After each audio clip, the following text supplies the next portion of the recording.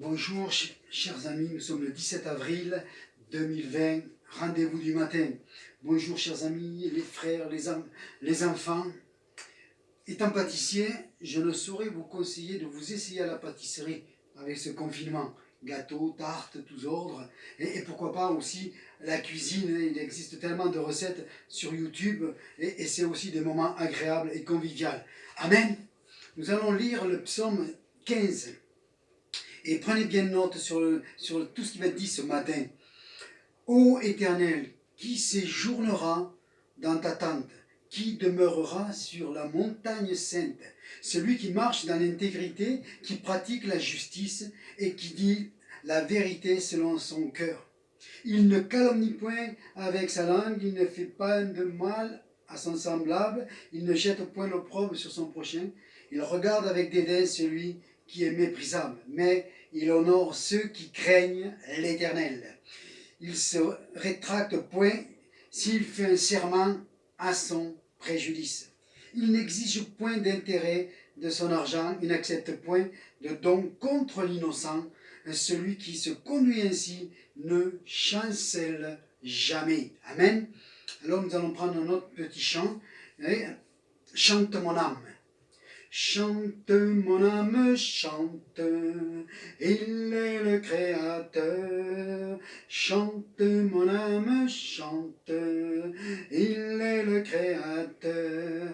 Lui qui fit les cieux et la terre, les nuages, la pluie et l'orage. Chante mon âme, chante mon âme, chante, il est le Créateur. Chante mon âme, chante, il est le Créateur, lui qui fit le jour et la nuit, les étoiles et les galaxies. Chante mon âme, chante mon âme, chante, il est le Créateur. Chante mon âme, chante, il est le Créateur, lui qui fit toutes ces étendues, et l'homme à son image. Chante mon âme, chante mon âme, chante, il est le Créateur.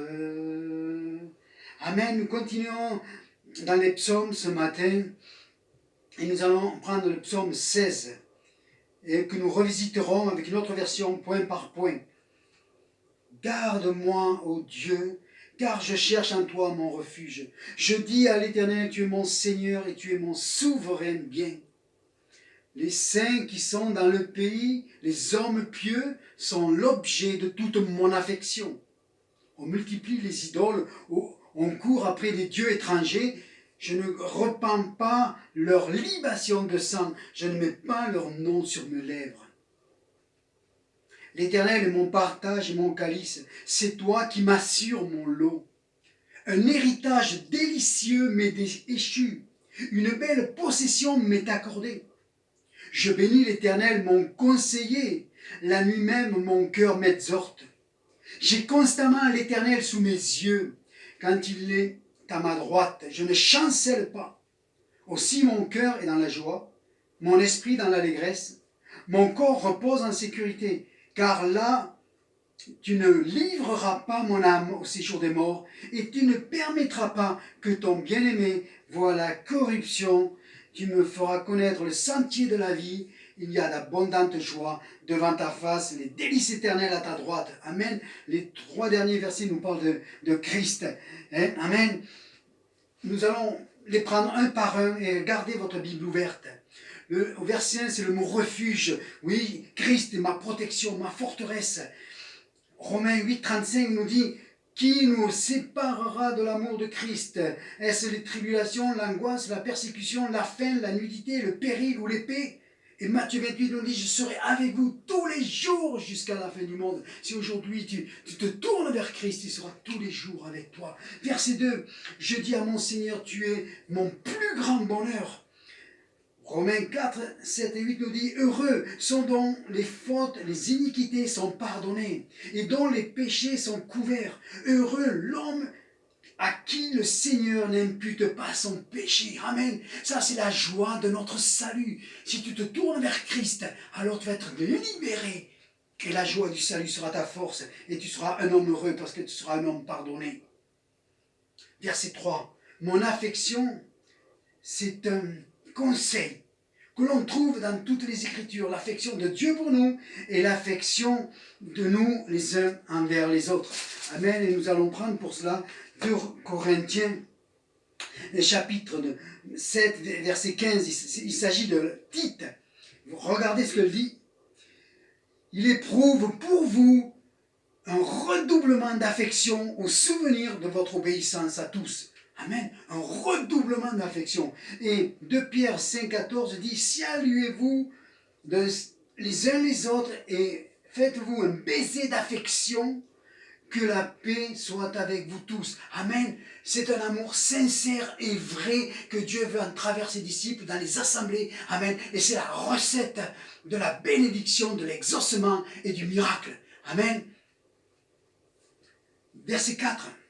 L'idolâtrie, c'est une chose dont Dieu a horreur. C'est pire que l'adultère. Il veut de vrais adorateurs en esprit et en vérité. Amen. L'idolâtrie, c'est ce qui prend place dans notre cœur, des fois subtilement, mais à qui on accorde tellement de temps que Dieu n'a plus de place tellement dans la vie. Amen. Il nous faut nous débarrasser de l'idolâtrie, la trouver dans notre cœur, la discerner et la mettre dehors. Verset 5. Ma vie est dans ta main. Amen. Quelle promesse. Jésus va dire dans Jean 10, personne ne vous retirera de ma main, ni de celle de mon Père. Amen, parce que mon Père est plus grand que moi. Le verset 6 nous parle d'un héritage. C'est un cadeau magnifique, dira une version. Il nous a donné la vie éternelle et les promesses qui sont oui, amen. Nous sommes héritiers de la gloire de Christ. Nous qui sommes enfants de Dieu, parce que nous l'avons accepté et que nous nous sommes repentis de nos péchés. Amen. Verset 7. L'Esprit nous a été donné pour nous conseiller, nous enseigner. Il est notre pédagogue. Amen. Dans 1 Corinthiens 2,10, il dit, Dieu nous les a révélés par l'Esprit, car l'Esprit sonde même les profondeurs de Dieu. Amen. Si nous nous rapprochons de Dieu, le Saint-Esprit prend à nous communiquer la pensée de Dieu. Amen. Verset 8, je ne chancelle pas, je ne tombe pas. Oui, le Seigneur nous garde. Il a déployé ses anges pour nous qui sommes destinés au salut. Amen. Et certes, quand nous allons arriver à un certain moment, si Jésus n'est pas revenu, alors comme Christ, il nous faudra passer par la mort. Mais un héritage nous est échu dans le ciel. Et sur ce temps terrestre, alors les anges sont déployés pour nous. Amen. Verset 9. Nous sommes issus du cœur du Père. Amen. L'Esprit nous est donné. Mon corps repose en sécurité. Jésus est venu dans un corps de chair, d'homme. Amen. Là, nous trouvons le Père, le Fils et le Saint-Esprit. Amen. Normal, puisque le verset 10 est carrément pour Christ. Et il est dit ceci, l'apôtre Pierre en a parlé, il s'agit de Jésus, car David a vu la corruption. Donc il parlait de Christ, qui lui est mort et ressuscité. La corruption n'a pas touché le corps de Jésus-Christ. Ce verset avait été dit pour Jésus lui-même. Amen. Verset 11, il est dit ceci, je vous le lis dans une autre version. Tu me fais connaître le chemin qui conduit à la vie. Quand tu es là, la joie déborde. Auprès de toi, le bonheur ne finit pas. Et qu'est-ce que la Bible nous enseigne? Jésus est le chemin, la vérité et la vie. Jésus dit, heureux vous qui pleurez maintenant, car vous verrez la joie sur vous et dans vos cœurs. Amen. Et l'exaucement vous amènera une joie parfaite. Amen. Et Jésus dit aussi, je leur ai donné la gloire que tu m'as donnée, Père, afin qu'ils soient un, comme nous sommes un. Voilà un peu dans tout cela, un petit psaume, ce que Jésus veut te dire ce matin. Il te parle, qu'il est ton refuge, il est ton Seigneur, il a de l'affection pour toi. Hein? Il a ta vie dans sa main. Il a un héritage pour toi. Il est ton conseiller. Il ne veut pas que tu chancelles, il va te garder. Il veut que tu aies de la joie, de l'allégresse, du repos dans la vie éternelle. Alors c'est ce matin qu'il te faut dire oui. C'est ce matin qu'il te faut dire, waouh, un programme comme cela, je l'accepte. Alors je prie pour toi, et vous qui connaissez Jésus, alors soyez fortifiés et revisitez le psaume 15 et le psaume 16. Père, je te prie pour chacun ce matin, Seigneur, que ton Saint-Esprit visite, touche les cœurs, Seigneur mon Dieu, afin que nous puissions être bénis de ta parole ce matin, dans le nom de Jésus. Amen.